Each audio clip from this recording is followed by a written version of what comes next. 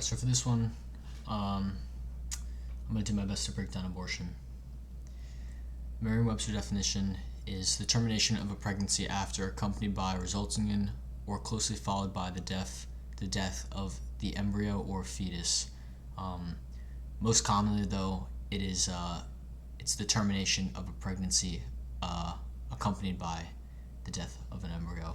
Normally, I mean, I don't have the statistics to back this up, but I feel like most abortions are not removing a fetus due to miscarriage. They're intentional abortions of a healthy pregnancy. I think we can all agree on that. A couple of the statistics that people think are important in this debate, but personally I don't think they're very important, and I'll go over why later. I'm going to go through a couple statistics, and yet again, the links to where I got them will be available in the description, so you can fact check me. In 2017, which is the most recent year I could find an accurate number for, there were 862,320 abortions provided in clinical settings in the United States, and less than 1% of abortions come from cases of rape or incest. That's the statistic that people like to debate a lot. I don't think that really matters, and I'll tell you why in a bit. The main argument in this abortion debate is the morality of aborting a healthy fetus. And the essential question to deduce the morality of abortion is whether or not the fetus is a human life and whether it holds human moral value. If it basically comes down to this: if it is a human life, it can't be killed. If it is not a human life, then it can be killed, just like how it's completely moral. No one has any issues with killing animals, at least most people don't, because they're not valued on the same moral level that humans are. And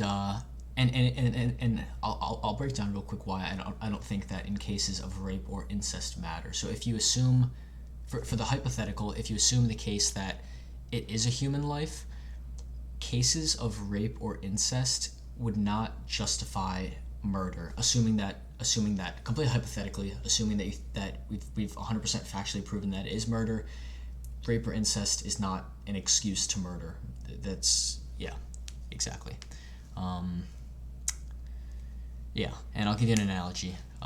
Assuming this hypothetical, we agree that the value of a fetus's life and the value of a newborn baby's life is the same. We agree that it's the same. It's murder if you kill a fetus, whatever. You cannot morally kill a newborn baby, even if it is the product of rape or incest after it's born. So if it has the same moral value, rape or incest is not a justification. That's only if you assume the same moral value. So the question is, does a fetus have human moral value? That's the real question. Does it count as a human? Does it have the same rights as a human? Is it an animal? Not an animal, but you get what I'm saying. Does it not have human value? And there's a couple lines that I've seen people in this space and in this debate try to draw. The first one is consciousness, but there's a few issues with consciousness, which I'll get to in a second. But first, I'm gonna break down what I think the few defining qualities of consciousness are. And I didn't do any research in the defining qualities of consciousness. All I did was I used logic, and I tried to use one-on-one analogies to try to logically break down what are the necessary qualities for you to define something as conscious. And I broke it down to three things. Tell me if you disagree. The first one is the ability to form and retain memories. The second one is a sense of ego, self-perception, and or abstract thought. And something that helps illustrate this is I don't know if anyone's ever seen this, but there's an experiment. I don't know what it's called, but basically you put a mirror in front of an animal, and you see whether or not that animal thinks it's another animal in the mirror or recognizes it as itself. And there actually are a few animals that recognize themselves in mirrors. Most animals, like some animals, will like just get aggressive when they see themselves in a mirror because they think it's like another animal, and they try to get dominant on it. But a few actually recognize themselves in a mirror. I think one of which is elephants, but I don't know. I didn't look it up, but I know it's a thing. You can fact check me. And the last one, the last defining feature of consciousness, in my opinion, is free will or perceived free will. That's actually another good topic, determinism versus free will. I think I'm going to do that one tomorrow.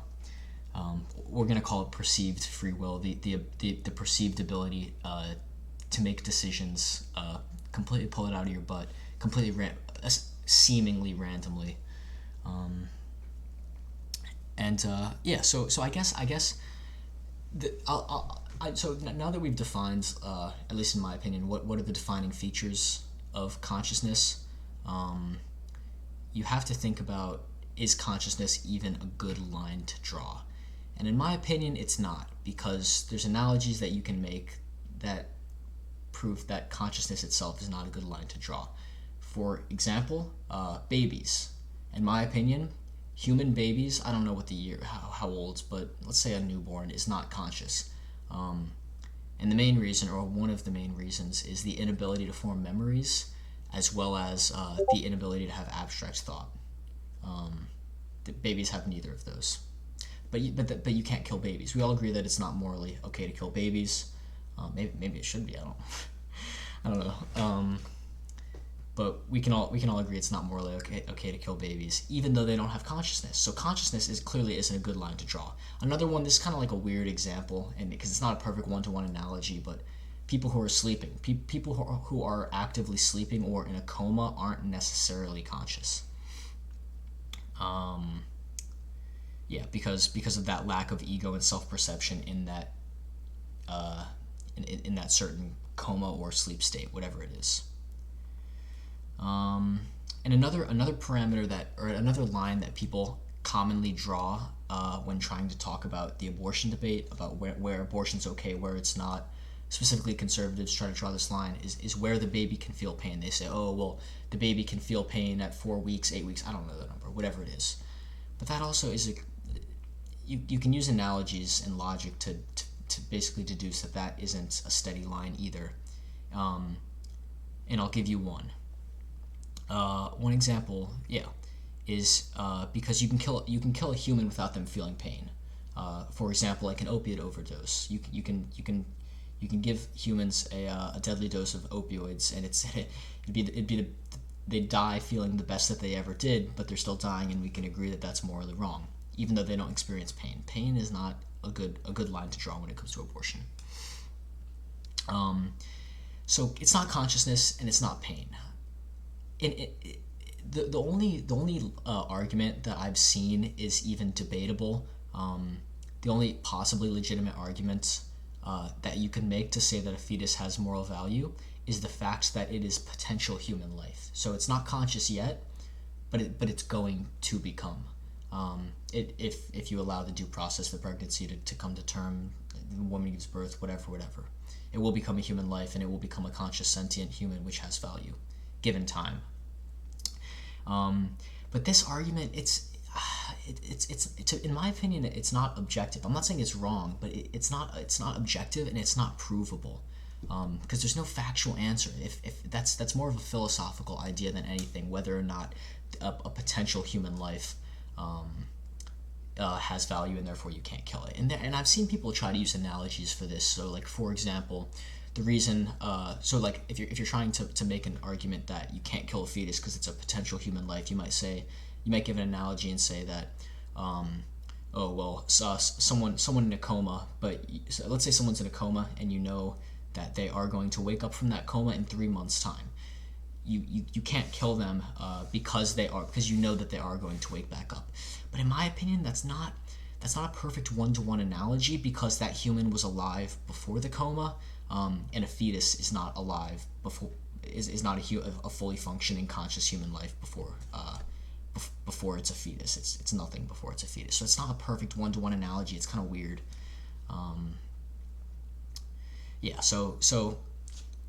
To summarize all this, I'd like to say that consciousness is not a fair line to draw for whether or not you can kill a fetus, because the analogies I gave, you can't kill a baby, for example. Pain does not constitute moral value, and another analogy I'll give for why pain does not constitute moral value and whether or not you can kill a fetus is because animals can feel pain. And there's even evidence and there's even research coming out right now that shows that plants can release stress hormones and feel some sort of quote-unquote pain. But it's completely morally okay to kill them. So neither of those are good lines to draw. The only kind of okay line, or the only kind of good argument, not fully objective, is that it's going to be a potential human life, but that's philosophical. There's no facts there. There's no evidence there. There's not a clear answer there. So in conclusion, there are no one-to-one analogies that prove abortion of a fetus to be either moral or immoral. There's nothing fact-based. It's philosophical. And because of this lack of ability to use logic and perfect analogies, it is fully philosophical, and it kind of depends on your worldview. The main question that it boils down to in the abortion debate is, does a fetus being a potential human life constitute full human moral value? And the reason that's what it boils down to is because that's the only line that I can see someone logically trying to make an argument for. Consciousness doesn't work. Pain doesn't work. The only one that kind of you can make an argument for is the fact that it's going to become a potential human life. It's going to become a human life in the future. And the answer to this is that no one knows. It's philosophical. There's no completely objective answer, and anyone who says that they do have an objective answer is either ignorant or lying, because it's philosophical. There is no objective answer to a philosophical question of this sort. So I guess my only advice in this area of debate would be to keep a level head on your shoulders and not get too fired up about it, either on one side or the other, because there is no objectively correct answer. I know it sucks, and it sucks because this is going to be a debate until the end of time, until the end of civilization, if there is one. That's another video. I might do that one too. I gotta start writing these down. But yeah, this debate's going to be going on forever because there is no objective answer. It's philosophical. Like these politicians, they try to say they're debating facts. At the end of the day, if you boil everything down, it's philosophical. It can't be proven one way or the other with facts. Don't get caught up in the frenzy. Don't take it too seriously, because if you do take it too seriously on either side, and you think that you're 100% correct, as I said before, you're either ignorant or lying. Yeah, but that's all I got for this one. Thanks, guys.